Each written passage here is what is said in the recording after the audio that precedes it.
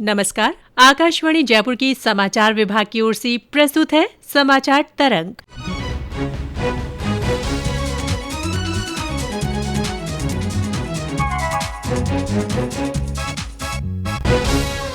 श्रोताओं, आज के इस विशेष कार्यक्रम में मैं रितिका गुप्ता आपका स्वागत करती हूं। श्रोताओं, देश भर में आज से कोविड वैक्सीन की एहतियाती डोज लगना शुरू हो गई है। ये डोज सभी स्वास्थ्य कर्मियों, अग्रिम पंक्ति के कार्यकर्ताओं और गंभीर बीमारियों से ग्रस्त 60 वर्ष से ऊपर के लोगों को दी जा रही है। इससे पहले 3 जनवरी से 15 से 18 वर्ष आयु वर्ग का भी टीकाकरण शुरू हो चुका है। राज्य में 18 लाख से ज्यादा किशोरों को टीके लगाए जा चुके हैं। श्रोताओं, प्रदेश में जारी टीकाकरण के बारे में जानने के लिए हमारे संवाददाता जितेंद्र द्विवेदी ने स्वास्थ्य विभाग में टीकाकरण के परियोजना निदेशक डॉक्टर रघुराज सिंह से बातचीत की। सुनिए उस बातचीत के अंश। आज से भारत सरकार और राज्य सरकार ने 60 साल से ऊपर के जो बुजुर्ग हैं उनको प्रिकॉशन डोज लगाने का अभियान शुरू किया है, तो इसका महत्व क्या है? आज से हमने health care workers, frontline workers और 60 इयर्स से बड़े जो बुजुर्ग हैं और जो कि किसी बीमारी से ग्रसित हैं, उनके लिए कोविड की प्रिकॉशन डोज लगाई जाएगी। यानी कि जिनके पहले फर्स्ट और सेकंड डोज लग चुकी हैं, तो तीसरी डोज के रूप में ये प्रिकॉशन डोज लगाई जाएगी। इसके अंदर वही वैक्सीन काम में ली जाएगी जो पूर्व में उन्होंने लगवाई है। यानी कि किसी ने कोविशील्ड लगवाई है तो कोविशील्ड लगवाई जाएगी और कोवैक्सीन लगी है तो कोवैक्सीन लगेगी। इसके लिए हमको अलग से रजिस्ट्रेशन करने की आवश्यकता नहीं होगी। कोविन ऐप के ऊपर जो आपका पहले से रजिस्टर्ड किया हुआ है, उसी मोबाइल नंबर से आप उसमें अपना रजिस्ट्रेशन कर सकते हैं और चाहे तो स्लॉट बुक कर सकते हैं। इसमें दोनों तरह की सुविधाएं हैं कि आप पहले से स्लॉट बुक करके भी जा सकते हैं और साइट पर जाकर भी वैक्सीनेशन करवा सकते हैं। तो मैं आप सभी से ये अपील करूंगा कि ये डोज भी, जैसा कि आप देख रहे हैं इस समय ओमिक्रॉन का जो एक भय चल रहा है, पूरे भारत के अंदर ये वेव आ रही है और काफी केसेस निकल रहे हैं, तो अपने आप को सबको सुरक्षित करें। सर, कोमोर्बिडिटीज को कौन परिभाषित करेगा? जैसे कोई व्यक्ति है जिनको कुछ पहले से समस्या चल रही, तो सीधे जाके लगवा सकते हैं या पहले उनको डॉक्टर से सर्टिफिकेट लेना पड़ेगा? नहीं, डॉक्टर से वो सलाह जरूर ले लें। जैसे हाइपरटेंशन के मरीज हैं, डायबिटीज के मरीज हैं, जो कि कॉमन कोमोर्बिडिटी मिलती है, वो 60 साल से ऊपर के जो भी व्यक्ति हैं, वो जब भी उनको कोई प्रॉब्लम होती है तो डॉक्टर से तो वो पहले से ही डायग्नोस होते हैं। तो अपने जो ट्रीटिंग जो फिजिशियन है उनसे सलाह जरूर ले लें। वैक्सीनेशन की साइट पर आपसे कोई प्रिस्क्रिप्शन नहीं मांगा जाएगा, कोई प्रमाण पत्र डॉक्टर का नहीं मांगा जाएगा। अगर डॉक्टर उनको सलाह देते हैं कि हाँ आप ये डोज लगवा लें, आपके लिए फायदेमंद रहेगी, तो इस डोज को आवश्यक रूप से लगवाएं। डॉक्टर साहब, यहाँ पर एक सवाल यह भी आता है कि ऐसे जितने भी लोग हैं उनको सेकंड डोज यदि 2 महीने पहले लगी है, 1 महीने पहले लगी है, तो कौन लोग एलिजिबल हैं इसके? इसमें जो सेकंड डोज हमारी जो लगी है उसके 9 महीने पूरे होने के बाद में वो लोग एलिजिबल हैं इस डोज के लिए। यहाँ पर एक सवाल और है सर कि अभी कुछ दिन पहले ही सरकार ने जो बच्चे हैं 15 से 18 साल के, उनके लिए भी टीकाकरण शुरू किया था। कैसा रिस्पॉन्स आया है टीकाकरण का? रेस्पॉन्स के लिए तो मैं यही कहना चाहूंगा कि जितना हमारा जो टारगेट था 46 लाख के करीब, तो उसमें से हमने अभी तक 34.6% बच्चों को टीके लगा दिए। यानी कि कल शाम तक 16 लाख के करीब बच्चों को हम टीकाकृत कर चुके हैं। और सर, बच्चों में यदि इस टीकाकरण के महत्व की अपन बात करें कि सरकार उनको भी टीके लगाकर सुरक्षित करना चाहती है, तो उसके इम्पोर्टेंस के बारे में भी थोड़ा बताएंगे हमारे श्रोताओं को? बिल्कुल, जैसे कि आप अभी देख रहे हैं कि हमारी जो थर्ड वेव की आई है उसमें रोग की गंभीरता कम है। यानी कि लोग घर पर ही ठीक हो रहे हैं, अस्पताल में जाने की उनको आवश्यकता नहीं पड़ रही है, क्योंकि वो सभी वैक्सीनेट थे। तो बच्चों को भी हम जब ये वैक्सीन लगाएंगे, क्योंकि कोवैक्सीन लगाई जा रही है बच्चों के, तो उस वैक्सीन की जो उपयोगिता है यही है कि हमारे बच्चे भी प्रोटेक्टेड है, 15 से 18 साल की उम्र के जो बच्चे। सर, अभी भी कई सारे ऐसे लोग हैं जिन्होंने पहली डोज लगवा ली है वैक्सीन की,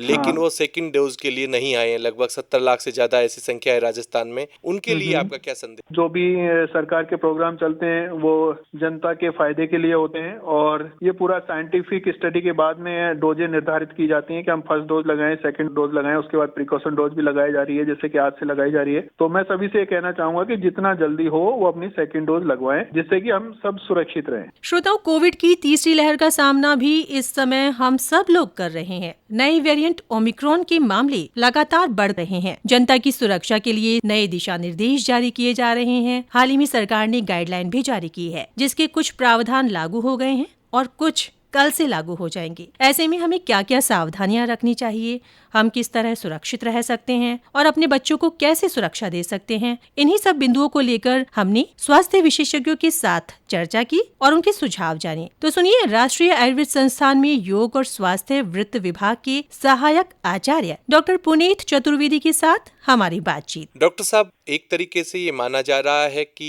कोविड की तीसरी लहर आ चुकी है और कोविड कम्युनिटी में फैल चुका है। हम आपसे जानना चाहेंगे कि जो कोविड की परिस्थितियां हैं, लक्षण हैं, अपना बचाव लोग किस प्रकार कर सकते हैं। कोविड जो है पहले डेल्टा वेरिएंट के रूप में आया था, अब ओमिक्रॉन के रूप में आया है। तो हर बार वायरस किसी न किसी रूप में आएगा, तो उसमें हमको अपनी इम्यूनिटी बनाए रखना जरूरी है। और इम्यूनिटी एनहांस करने के लिए आयुष मंत्रालय ने जो कुछ गाइडलाइन बताई, जैसे सुबह सुबह हम लोग गुनगुना पानी ले सकते हैं और उसी का जो प्रयोग है हमको दिन भर करना है। गुनगुना पानी के अंदर हम 1 चुटकी भर सौंठ, सूखा अदरक, उसके पाउडर का प्रयोग करें ताकि वाटर है मेडिकेटेड वाटर के रूप में परिवर्तित हो जाए। और ये जो मेडिकेटेड वाटर है इसको हम दिन भर सिप सिप करके पिए। इसके अलावा हल्दी का प्रयोग जब हम करते हैं मिल्क के साथ, तो उसमें काली मिर्च का उपयोग भी करें ताकि उसका जो एब्जॉर्प्शन है हमारी बॉडी में वो पूरी तरह से हो सके। फिर हम योगासन, प्राणायाम की बात करते हैं। अगर कोई स्वस्थ व्यक्ति है वो इनहेल ब्रेथ को रिटेन और एक्सहेल पूरी तरह से करे। उसका जो आइडियल अनुपात है वो है 1, 4 और 2।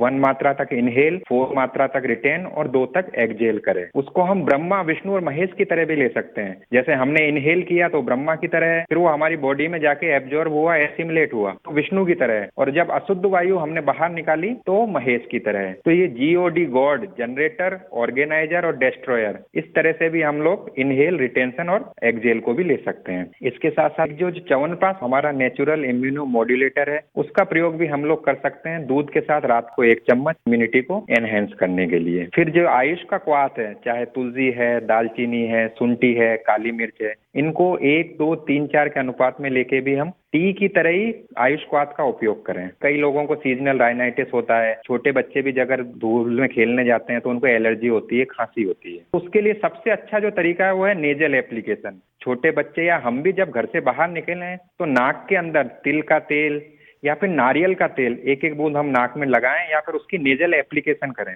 तो वो भी हमारी इम्यूनिटी को बढ़ाने के लिए काफी फायदेमंद है। एक जो मैं आपको बताने वाला हूँ वो है ऑयल पुलिंग थेरेपी। हम मुंह के अंदर तिल का तेल या नारियल का तेल 1 चम्मच ले सकते हैं और उससे गार्गलिंग करनी है। और जो छोटे बच्चे हैं, अगर उनका जो इसका टेस्ट है अगर वो उनको पसंद नहीं आता, तो इसके अलावा वो उष्णोदक या गर्म पानी का उपयोग भी ऑयल पुलिंग थेरेपी के रूप में कर सकते हैं। इसके साथ साथ जो स्टीम है पुदीने की लीव की या फिर अजवाइन की, उसका प्रयोग भी हम लोग कर सकते हैं। नमक से और हल्दी से गरारे कर सकते हैं।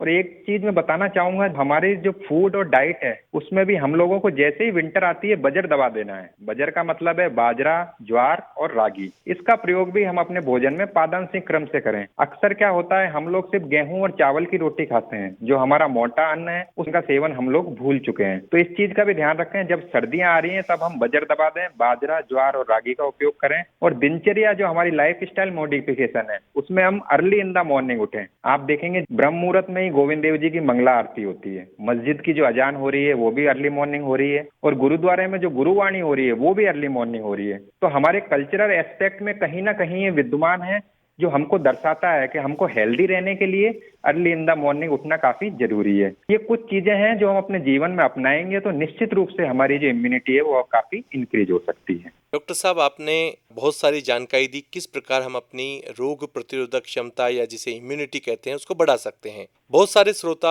आपको सुन रहे हैं, उनके नाम आपका क्या संदेश है इन विषम परिस्थितियों में जब कोविड के केसेस एक बार फिर बढ़ रहे हैं? उनको मैं कहना चाहूंगा, जो भी हमारी गाइडलाइन है, जो चाहे सोशल डिस्टेंसिंग हो, मास्क का उपयोग हो, ये सारी चीजें करें। तो आपने देखा होगा जब हमारी सेकंड वेव आई थी तो सिर्फ मानव की मृत्यु नहीं हुई थी, मानवता की मृत्यु भी हुई थी। चाहे इंजेक्शन की कालाबाजारी ले लें या हॉस्पिटल में बेड की कमी के ज्यादा दाम ले लें। तो मेरा ये संदेश है, वायरस जो है सिर्फ मानव के ऊपर अटैक नहीं करता, हमारी जो सोशल जो हमारा जो इम्पैक्ट है एक दूसरे को हेल्प करने के लिए, वो भी हमको इस विषम परिस्थिति में बना के रखना। जितना हो सकता है हम एक दूसरे की हेल्प करें, क्योंकि हर चीज के लिए वायरस जिम्मेदार नहीं है। एज ए सोसाइटी भी हम लोगों को अपनी जिम्मेदारी उसमें लेनी पड़ेगी। श्रोताओं, कोविड की तीसरी लहर में लोग अपने बच्चों के स्वास्थ्य को लेकर भी चिंतित हैं। इसी को ध्यान में रखते हुए समाचार विभाग ने राष्ट्रीय आयुर्वेद संस्थान में बाल रोग विभाग की अध्यक्ष डॉक्टर निशा ओझा से बच्चों की सुरक्षा को लेकर उनकी राय जानी। मैडम, हम जानना चाहेंगे कि अभी कोविड की जो तीसरी लहर आई है उसमें बच्चे भी प्रभावित हो रहे हैं और बच्चों में भी कोविड संक्रमण के केस बड़ी संख्या में मिल रहे हैं। बच्चों को अभी तक कोविड की जो टीके हैं वो भी नहीं लगे हैं।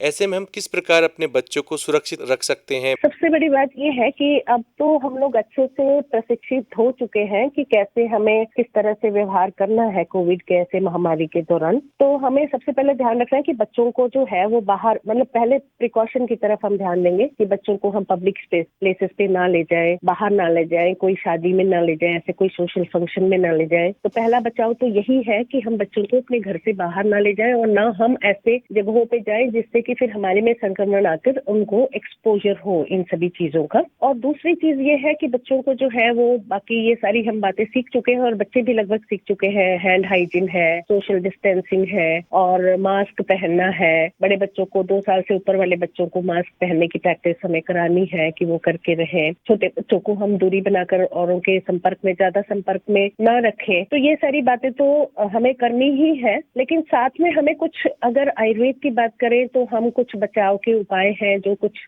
ऐसी औषधियां हैं जिससे कि थोड़ा हम ये कह सकते हैं कि बचाव हो सकता है। इम्यूनिटी उससे जो है बच्चों की स्ट्रांग होती है। जैसे कि बच्चों को जो ले सके उनको हम च्यवनप्राश का सेवन कराएं, और वैसे भी सर्दियों में नॉर्मली भी हम च्यवनप्राश खिलाते हैं बच्चों को और सजेस्ट करते हैं। तो इससे बच्चों की जो रोग प्रतिरोधक क्षमता है वो बढ़िया रहती है। तो च्यवनप्राश दे सकते हैं। हल्दी दूध बच्चे को हम दे सकते हैं। जब दूध पिलाएं तो उसमें थोड़ा हल्दी डाल के और फिर उबाल के फिर हम बच्चों को हल्दी दूध दे सकते हैं। दूसरा है कि आयुष मंत्रालय द्वारा बच्चों की होम केयर गाइडलाइन बनाई गई है जिसमें कि कोविड से बचाव किया जा सकता है। तो आयुष मंत्रालय की वेबसाइट पे देख के और वहां से हम ले सकते हैं कि वहां आयुष बाल क्वाथ करके एक फॉर्मुलेशन है। उसमें क्या करना है कि गर्म पानी में मतलब काढ़ा बनाना है। उसमें थोड़ा सा तुलसी, थोड़ी दालचीनी, सौंठ, हल्दी और मुनक्का और उसमें थोड़ा गुड़ मिला के और उसका काढ़ा बनाना है। और मतलब जितना वो पचा सके उसके अनुसार, मात्रा अनुसार, हर एज ग्रुप के अनुसार हम उसको दे सकते हैं बच्चों को बचाव के लिए ऐसे मौसम में। और साथ में संशमनी वटी हो सके तो बच्चों को दिया जा सकता है कि 1/4 टैबलेट जो है वो संशमनी वटी का, गोली का जो एक वटी आती है वो दे सकते हैं। आंवले का प्रयोग करा सकते हैं ज्यादा से ज्यादा मात्रा में, या तो आंवले का मुरब्बा हो, आंवला कैंडी हो, तो इस तरह की चीजें। और हल्दी का प्रयोग कराना है। साथ में जो बच्चे थोड़े बड़े हैं उनमें मुंह में रखने के लिए नारियल का तेल या तिल तेल जो है वो हल्का गर्म करके और उसको मुंह में रख के उससे कुल्ला करने को कह सकते हैं। या गर्म पानी में थोड़ा हल्दी डाल के या यष्टि मधु डाल के पानी का कुल्ला करवा सकते हैं, गार्गल करवा सकते हैं। या मुंह में थोड़ी देर रख के और फिर उसको वो बच्चे जो है वो उसको